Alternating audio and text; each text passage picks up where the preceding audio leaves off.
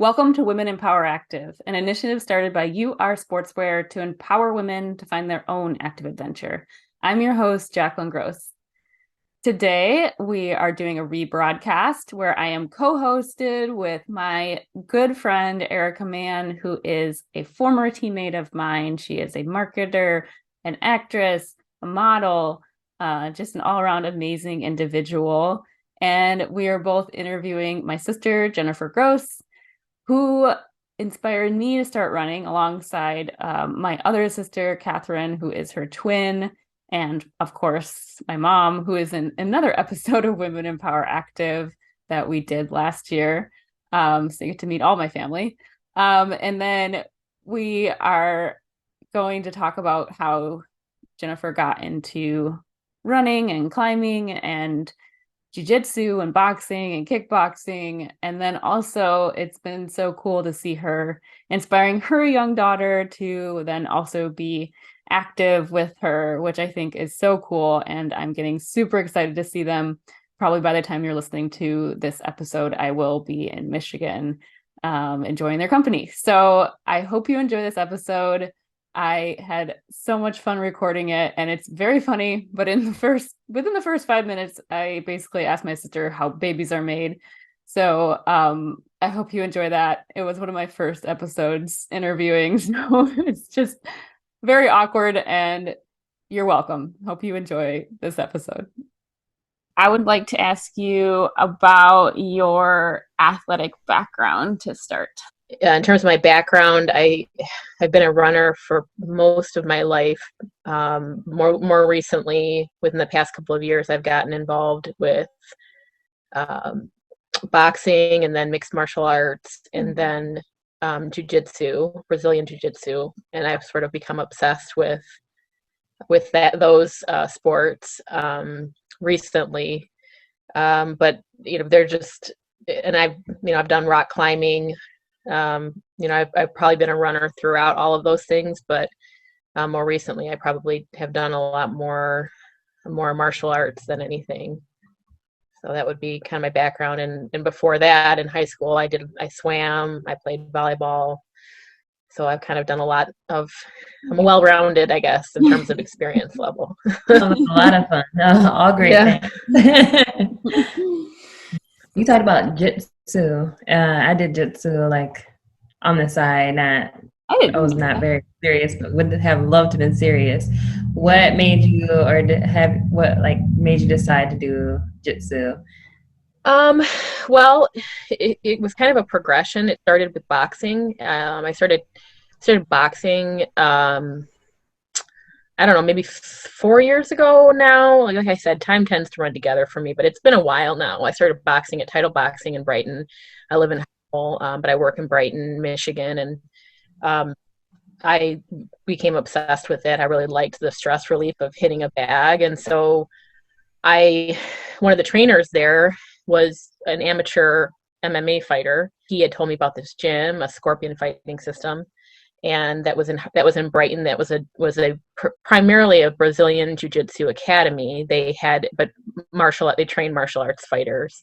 They have amateur fighters and they have professional fighters, but they also had classes for people who were just interested in learning technique. So I was really intimidated by going there, and I really didn't want to because I have a hard time trying new things. But he convinced me to go there and try a class, and everybody was just super welcoming, and it was I just became addicted to it. And the thing I think I like about it is it's similar to rock climbing in the way that it's sort of like it's problem solving. Like people will call it like the chess of martial arts, because you have to, it's really all about body mechanics and technique and strategy, especially at the higher levels.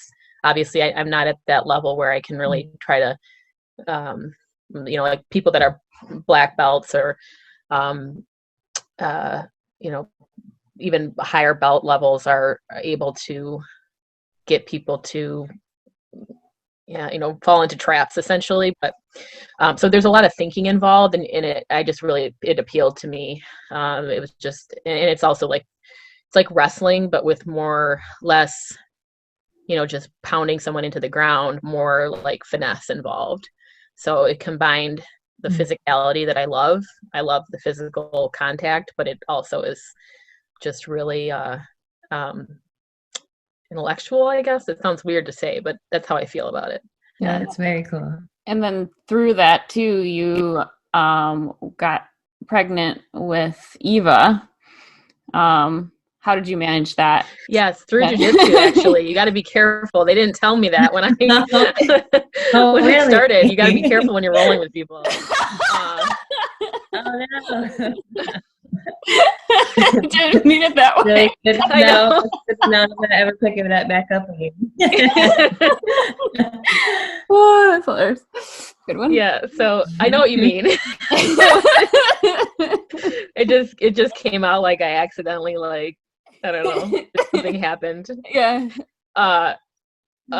Yes, I did get pregnant, not from jiu-jitsu. No, while I was doing jiu-jitsu, I was also learning martial arts. And at the time, that gym had a women's mixed martial arts class and program, and women that were, it was really nice because there were women who knew nothing about wrestling or, things that were elements of MMA. And then there'd be women who were teaching the class that were UFC fighters. I mean, we had a UFC fighter teaching the class. We had a girl who was like she was like almost Olympic caliber wrestler who was teaching wrestling. And, so there was these people, and she's now the world champion at atom weight, which is 105. So she's tiny, but she's this tiny girl, but because she's so good, she could just she could do whatever she wanted to, basically pin you anyway, because she's just really, really good wrestler. So there was a high caliber of quality of instruction, and so it was really nice. So I kind of became addicted to it, but I wanted to perfect my technique, and I've worked with several trainers to help me perfect my technique. But one of the trainer that I ended up working with the most, which is now my daughter's father, Josh Parisian, he's a UFC fighter. He was recently signed to the UFC, but he's been a professional mixed martial arts fighter for a while. So anyway, I was working with him, and one thing led to another. We started dating eventually, and then that's where Eva came from. But yes, it was originating at that. That's how the gym ties into it. But yeah. So, and then I had to contend with trying to be an athletic person while pregnant, which was a whole other challenge. I had to stop doing jiu-jitsu for a while, or I didn't stop entirely because Josh is a brown belt, so he would do some sort of pregnancy friendly, workouts with me, but you can't do what the typical kind of they call it rolling, which is basically like live, matches. So you can't do that past like 8 weeks pregnant, more or less, because it can be dangerous for the baby. So I had to stop doing it for a while. And now with COVID, I haven't been going to live classes right now because although our gym is open, I'm not ready to do that right now. So makes sense. I miss it though. Right? Yeah. So during this time when it is shut down and after, pregnancy and everything, what have you been able to do and to stay motivated? Because when COVID is when things open up and we feel more comfortable going back out, you probably want to stay more in shape to get back into things. So how are you staying motivated?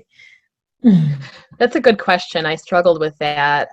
While I was pregnant, before the shutdown happened, I was still going to the gym, and I was doing a lot of boxing. That's pretty much all I was doing. And I was also doing what I was calling running, but it was like very modified running, like fast, like slow jogging. But I was doing like long distance slow running, and then after everything shut down, that's all I was doing. I have a heavy bag hung in my garage, so I was hitting that every once in a while. The pregnancy hormones mean that your hips are really flexible, so I was able to keep doing kickboxing and stuff until pretty much until Eva was born. But the running, it was pretty much kind of what I did during the shutdown. And then after, motivation in terms of jujitsu was challenging. But honestly, it's I think the biggest motivation to keep learning and keep improving, because really it is, you know, to keep drilling or to keep watching videos or whatever. Sometimes it can get, you know, the drilling part is boring, but that's the part people skip because they want to get to the rolling, to the live sessions, and that's the fun part. And the drilling is what you really don't want to do. And when you're pregnant, all you can do is drill. So my Josh, actually, my partner Josh, he was really motivating and getting me, like, setting aside a certain amount of time to teach me new things or review things. Even when I really wasn't feeling like it, he would motivate me to do that. Or, like, you know, we have certain people that like, there's a girl at the gym that, you know, he would do like a session with her for free, because he charges people usually to do training. I mean, I get free training, but like he does know what he's doing, and he's professional. I mean, so he's a brown belt, so people will pay him, you know, as a trainer. So he would offer like a free lesson to some of the people that we knew and we felt more comfortable with in terms of doing drilling, because he's a heavyweight. I mean, he's 270 pounds. So there's certain things that just don't work super well drilling with him. So for those types of things, he's even like arranged for me to have partners that are not maybe going to an open rolling session, but people who are already in our circle in terms of the, you know, the transmission of whatever. But so the motivation, I guess, has been, he's helped motivate me to stay drilling and stay working on the things that are more boring, to be prepared for when things are not as boring. But so I think that's part of the motivation. And then just trying to, in general with fitness, I think is the mental health aspect is more important than ever right now. So I think that's also been a huge motivating factor to be consistent, because it's not an option to not do anything. No, right. That's so true. And that's so cool that you have someone around you that helps support you. Yeah, it is. I think it would be really hard to stay motivated without that. And I just wouldn't. I mean, there are videos, you can watch videos, but when you don't have somebody that can help you drill something or work something through, then it's harder to really fully understand it. And he's just a really good teacher, so he helps me with that. I mean, then we always goof around and things like that. Like when we're in the kitchen or something, he'll try to, like, you know, get an underhook on me, which is like, you know, like get in a good position to try to take my back or like take me down. I mean, we're goofing around. He's not really going to do it, but it's like sort of like a practice to, like, what do I do in response to that kind of thing. So cute. Too fun. Yeah. Jay's always training. Yeah. Right? I know he does that. I swear he does that. I'll be in the kitchen, like, making dinner or like getting the baby's food ready or something like that, and he'll be like, you know, practicing his like kicks and stuff on, like, not really obviously throwing kicks because he would murder me, but like he like will throw, like, you know, pretend like he's gonna come at me with a knee, and I'm putting on my defense to that, and like sometimes I'm not about it, but but it is fun sometimes. So do you have any goals coming into 2021, or even maybe not timely? As far as goals go, it's sort of hard in terms of my running goals, because I'm just in such a different place than I was, you know, this time last year. Like, I was pregnant, and I'm smashing my time goals and things because from last year, because I just am not, you know, 7 months pregnant, you know, when I'm trying to do it. But I one of my big goals is I really want to. I've started lifting weights a little bit more. I'd like to try to do several times a week to try to increase my muscle mass and my strength and stuff. Because I noticed when I was doing a lot of the boxing, I really you know, my upper body was a lot stronger, but I wasn't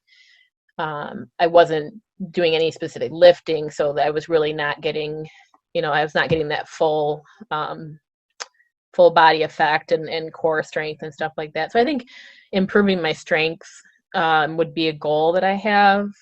As far as my goals for races and whatnot, I would love to be able, I mean, my friend Tina and I have competed in quite a few of those Spartan races that are like the obstacle races, and those are really challenging. You need to be good at a lot of things that I wasn't. So I was like before I had Eva, I was training for that, like with pull-ups. There's a lot of hand strength, upper body strength, things that I just wasn't typically good at, that I was training at. And I would like to run one of those again, and be able to do every obstacle, which I've only ever been able to do once recently, right? Not recently, but the most recent race I had in Colorado, and that was not this past August, but the August before, before all this stuff happened. So anyway, the point is I'd like to do that again, but that's really dependent on whether or not things open up, next summer. But I'd ideally like to do another race next summer and feel good about it and feel strong. So that's kind of my way to work toward that, is just building my strength in the interim. Decrease the amount of, I've ever since I started breastfeeding, I've been putting on body fat, and I want to decrease that eventually, but that's going to have to wait until at least either when Eva's a year old or when she weans herself, or, so whatever comes first. So that, because when you're breastfeeding, I didn't really learn a lot about this until after, but your body wants to keep on a certain amount of body fat, particularly around your arms and your upper body. But if you don't, your production will go way down, and because your body thinks it's like that doesn't have enough resources for the baby. So I've had to reframe what my goals are after having her, in light of that, because I'm still, supporting her health with my body, even though she's not inside me anymore. So interesting.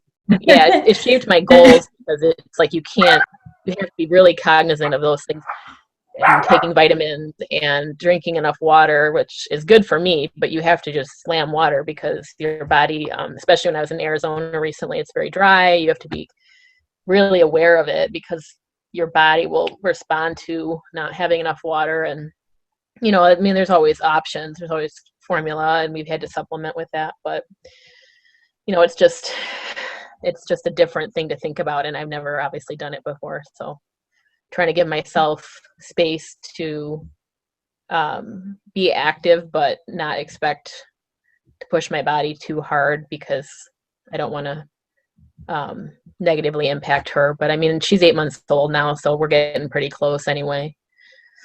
True. As now a mommy to a young little girl, how do you plan to cultivate her actively? That's a great question. It's something, having a child makes you think a lot about the things that you experienced growing up, and the things that you liked and didn't like, and what you definitely don't want to bring forward into your family that you create, or your family culture. But there are things that you do want to bring forward into your family culture. And one of the things that I do like about the way that we were raised was, my mom prioritized exercise and fitness for herself. It was something that she needed to do for her own mental health. And I have been around families where that isn't, when we have family gatherings, it's like everybody's got to get their run in for the day, or everybody's going to get their workout in, and that's sort of expected. But when I've been around other people, they sort of think that's, oh, you have to run today, you have to do that. It's like, that's just our thing. We have to, it's like getting up and having coffee and doing, and so I think that sort of, it to me, I don't feel like it's, and it's something that my partner, Eva's father, also admires, but that wasn't a part of his family culture growing up. So I think for me, I think about, then I start to think about how did that get instilled in me? And I just think, my mom was prioritizing that for herself, making sure she had time for it. And yes, she might have had to adjust it like I do. Like I might have to go work out at 6 a.m. because I've got to go to work after, and then Eva's sleeping at 6 a.m. So that might not be my ideal workout time, but I'll do it because that's when I can know I can get it in. So I think seeing her watch me prioritize myself, and my time will show her that that's something that it's important for her to prioritize. And I definitely want to also have her try some sports. I'm not going to force her to do something she doesn't want to do, but certain things, I think there's so many opportunities out there, especially around here, for a lot of different sports that I just didn't know about, like jujitsu being one of them. Growing up, I didn't know anything about that. I mean, a lot of kids here play lacrosse. There's the ski hill. Like, I mean, hopefully she picks a cheaper hobby than skiing, but like if she wants to ski, that's there for her. Right. You know, I feel like that watching us and her dad, I mean, what he does right now for a profession is, you know, he's a UFC fighter. Eventually he's not going to be doing that as a profession, but he'll probably own a gym or have some sort of profession that's related to fitness. So I think that'll also give her an exposure to that life and those values. So I'm hoping that that's enough, you know. Maybe her way of rebelling will be not to be interested in any of it, in which case that's fine, but at least she'll see us, you know, making that a priority in life. And I always will. And that's one thing that I've always tried to do for myself, is at least have some time out of the day that's me time that I get to exercise. And I think that can't help but, you know, but make an impact on her. Yeah, no, that sounds excellent. Like an excellent idea and thought process. So that's pretty cool. I'm sure she'll find that very motivating. Yeah, well, she goes, yeah, and she might have memories of running with me because my family got me this awesome running stroller for Christmas before she was born. And I mean, I take her out. I mean, now not so much. When we had a little bit warmer weather in Michigan, I took her for a run, but when I was in Arizona, you know, I would run with her every day. And yeah, she's only 8 months old, but that stroller will fit her until she's like 5. So she'll probably have some memories running with me and, you know, going with me. And I think that'll be pretty cool for her. The underlying message too is making time for what's important to her, and that she's got to take time for herself too, because that's what exercise is for me. Whether that's what it is to her or not, I think that's valuable. There was this article you had posted that really impacted me, and it was kind of like, regardless of like how you look, you still have like a right to be here. And especially like the place that I worked before, it was very obvious that, you know, when I went to work, that I was expected to look a certain way, and that the guys who also worked with me weren't held to that standard. I mean, they would show up in like sweatpants or something like that and still get a much more respect than I would as a woman. Yeah. What resonated with me about it, and when I leave my house to do anything, or when I go to work, or when I interact with anyone, when I, you know, get on any video conference, you know, I think, you know, I have to put makeup on. I have to look a certain way. And if I don't, then there's something wrong with that. I think the post was making the point that that's not the price that we have to pay in order to exist.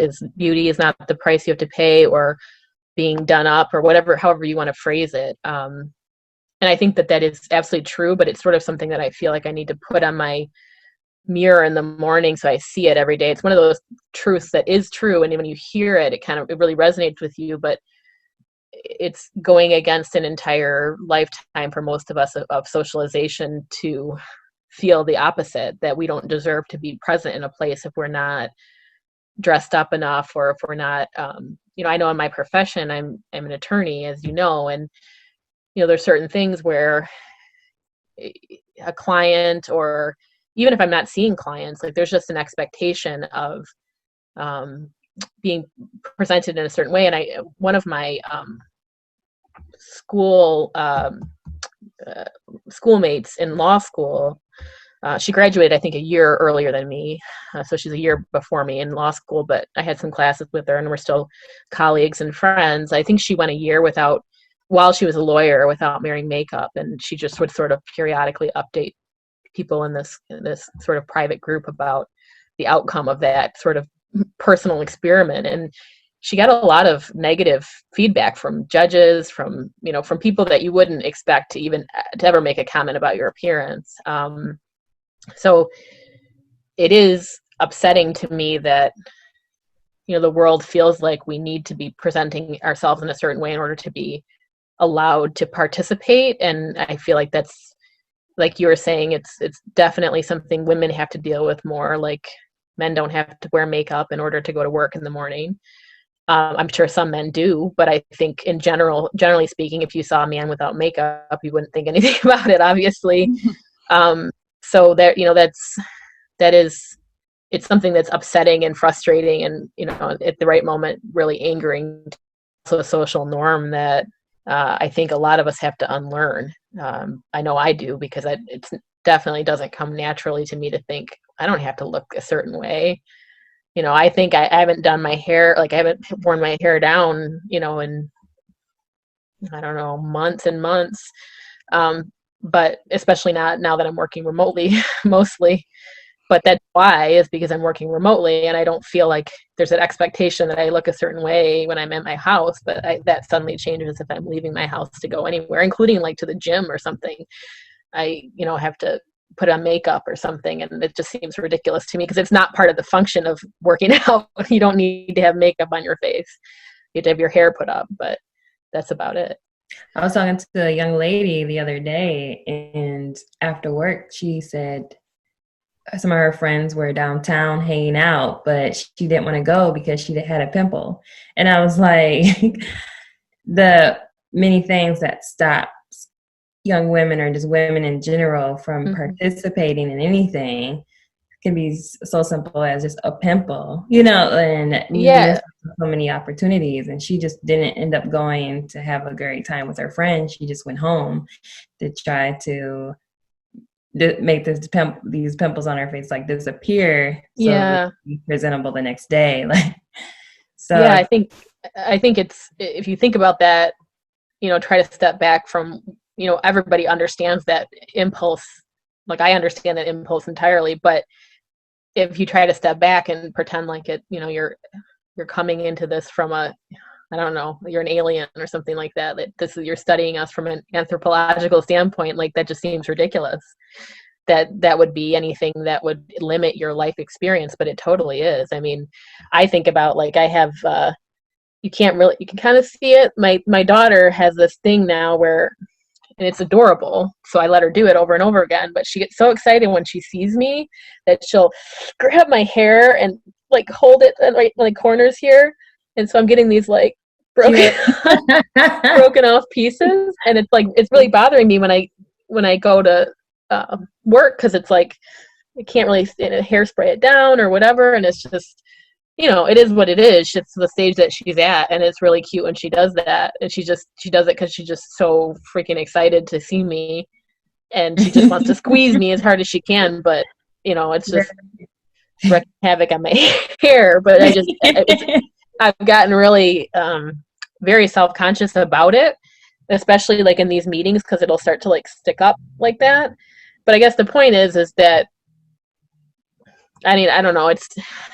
Why should I mean, it is what it is. It's how I look right now. And, but it's not easy to release that I think I have on my mirror something about like a mantra about releasing others' expectations of me. And it's on my mirror because it's something I can't really do.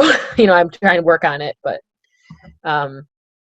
it takes a long time to unlearn those things, I think. But I think we have to give ourselves space to understand that the reason why we can't wake up overnight and internalize that is because our entire lives we were socialized to feel the opposite. And we were socialized in that way at a time in our lives when it was really, we were very, like our formative years, like when we were children, we didn't even realize we're learning these social norms. So, but I've thought a lot about it because to the extent possible, I mean, I have a daughter and I'd love for her not to feel that way, but I know to some extent she probably will, because she's going to grow up in a slightly different world than I did, but unfortunately not that different. So I think I started wearing makeup because like when I blush, you can really tell. So part of it is like a comfort thing for me. The woman that you were talking about, the lawyer that did that for a full year, is incredibly strong. I mean, she's like that she's really very self-affirming, and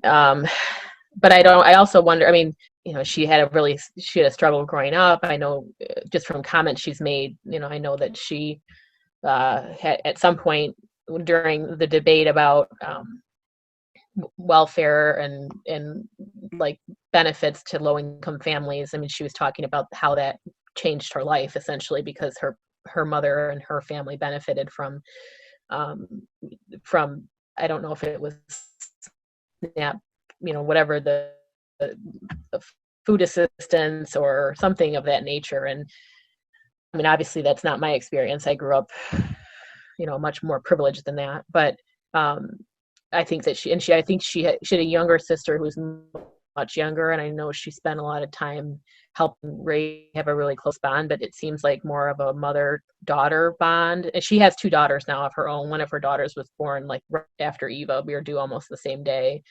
But she was she has kind of a mother-daughter bond with her younger sister. So I don't know if it was being a role model or having to take charge and be confident early in life. I don't know, but she's very much that way. I mean, she's a very confident person, but she also will talk about, the struggle of, having her look tired. And people say that all the time, you look tired or because when you look washed out or whatever, when you don't have makeup on, it's like, no, it's how I look. It's just, you don't see the enhancement of, the highlighting or the low lighting or whatever. And like I have, sometimes my skin, when I was pregnant, I had beautiful skin.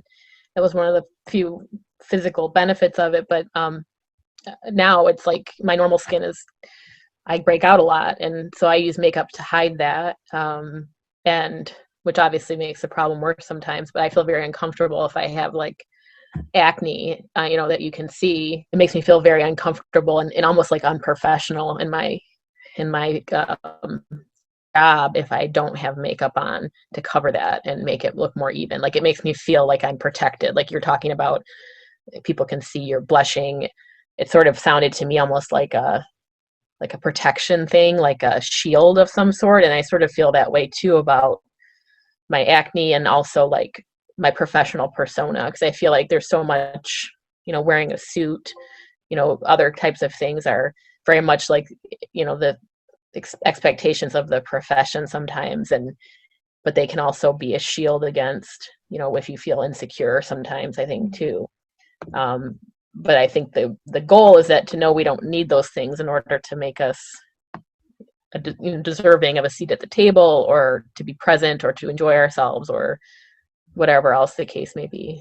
So can I say how much I do not like that comment? Like, you look tired. Like, I'm like, really? Was that it's so rude. Why would you ever say that to anyone? That's almost as bad as when people and you're pregnant and they're like, oh, you're getting so big, and I'm like, and one of my friends made the comment, that stopped being a compliment when you were 10 years old or something like that.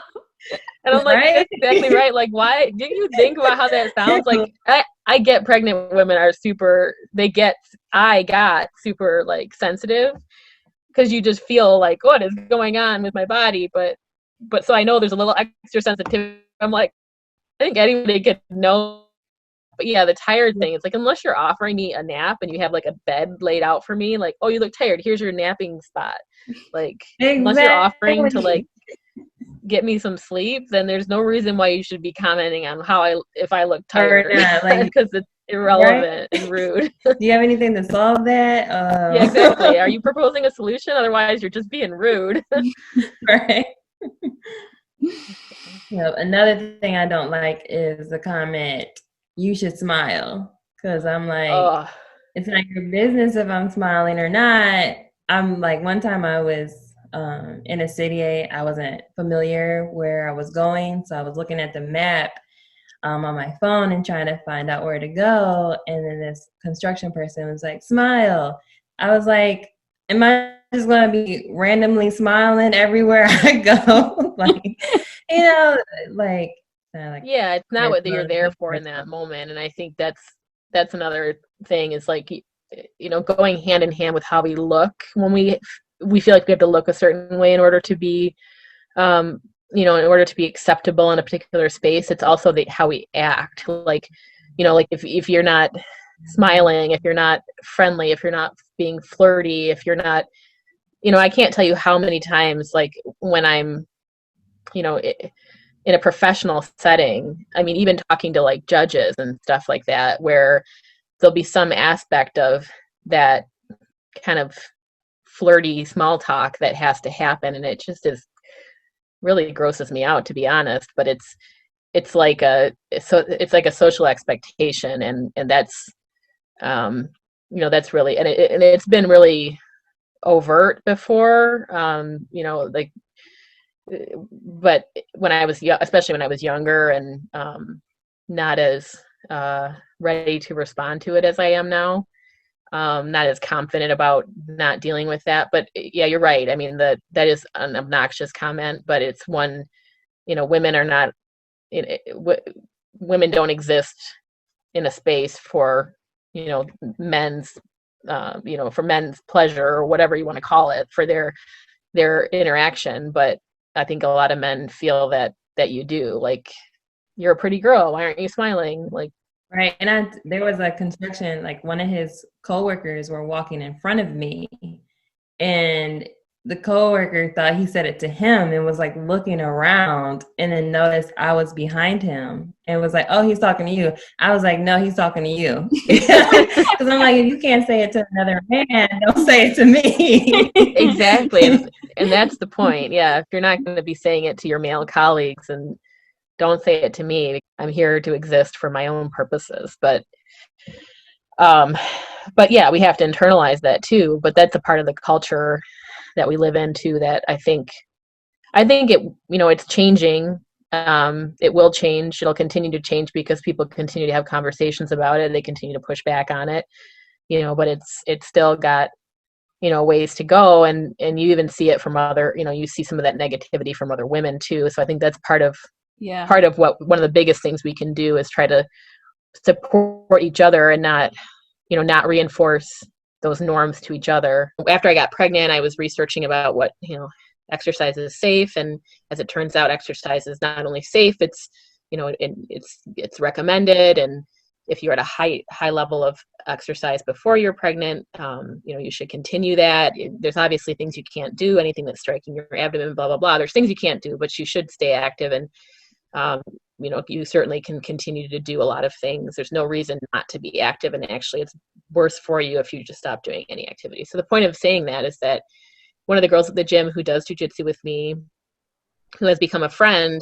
she, watched me work out while I was pregnant. And, she and her husband were talking about having a child, and she was, she's really gotten into martial arts, kind of similar to the path I followed, where she just found it and loved it and never really had any background growing up in it. But she was really bummed by the fact that she was thinking, I have to give this up if I have a baby. I have to give this up if I'm pregnant. I can't do, I can't exercise. And she said, she's told me that just watching me and what I've done and worked out. I mean, I wasn't trying to go motivate anybody. I was just going there because I needed it mentally, but watching me box and kickbox and even do jujitsu, later on I was doing it only with Josh, Eva's dad.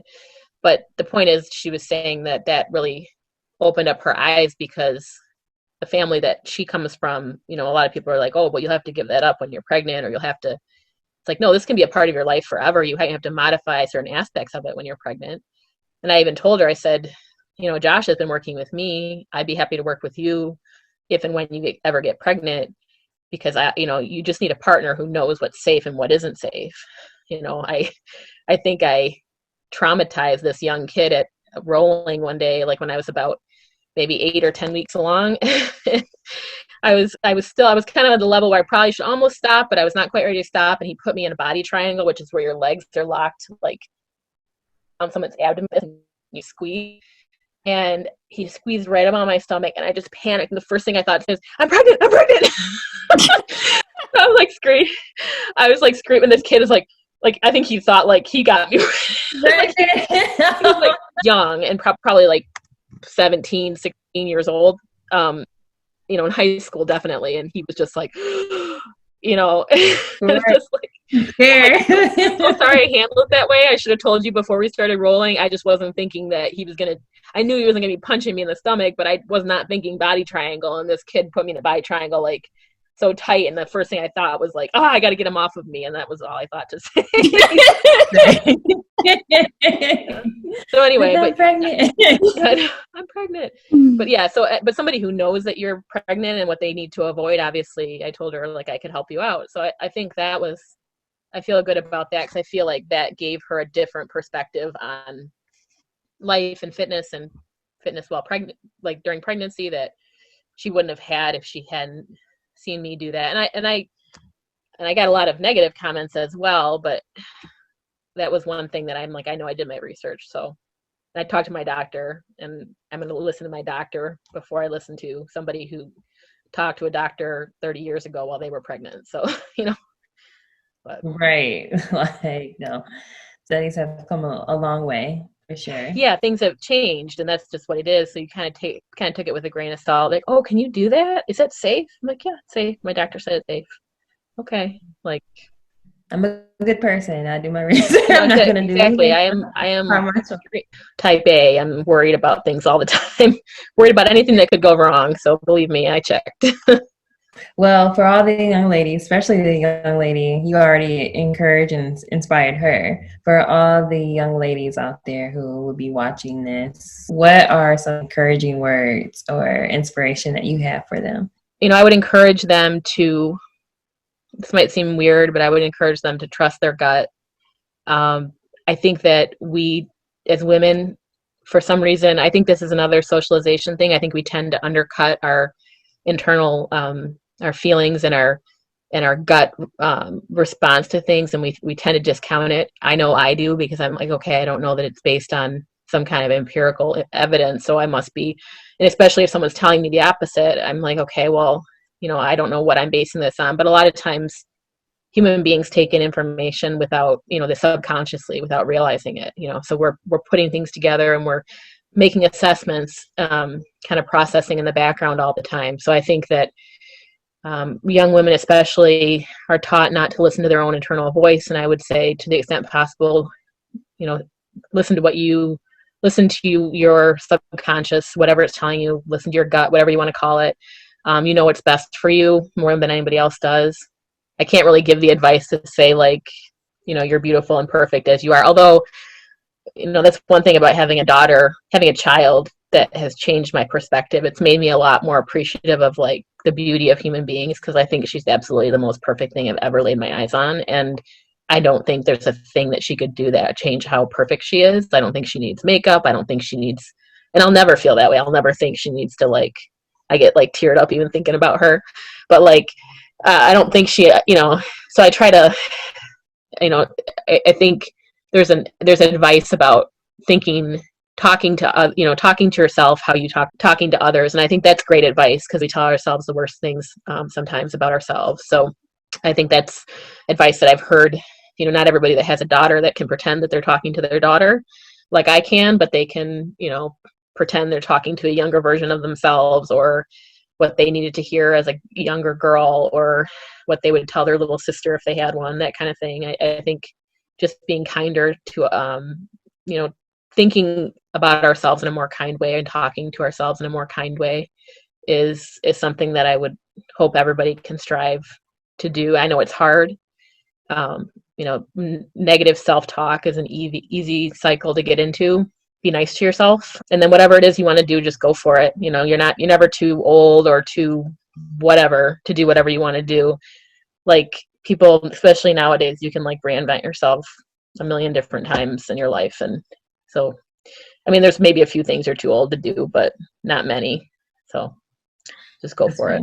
Thank you so much for listening to this episode of Women in Power Active with my co-host, Erica Mann, and my guest, Jennifer Gross, my sister. I hope you enjoyed it. You can follow me personally. That's at Jacalyn Gross, JacalynGross. I mostly take pictures of the skyline while asking my siblings awkward questions. You can follow UR Sportswear. That's the letter U, the letter R, Sportswear on all social platforms. You can check out any of our products at ursportswear.com. If you are listening to this and want to watch the video version, you can go to UR Sportswear's YouTube channel and subscribe. Both the audio and video version of this podcast was produced by Jeremy Canaria and edited by me.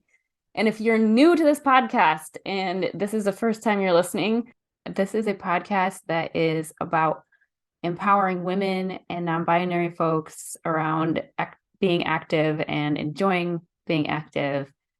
We hope to inspire anyone to try something new.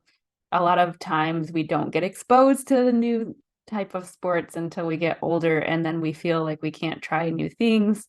And this is just one of those times where just let go and have fun. So beware, you might get inspired. Feel free to direct message me at Jacalyn Gross and let me know what you're working on and what you're trying out new. I'm excited to hear about it. And welcome. Thank you so much for listening.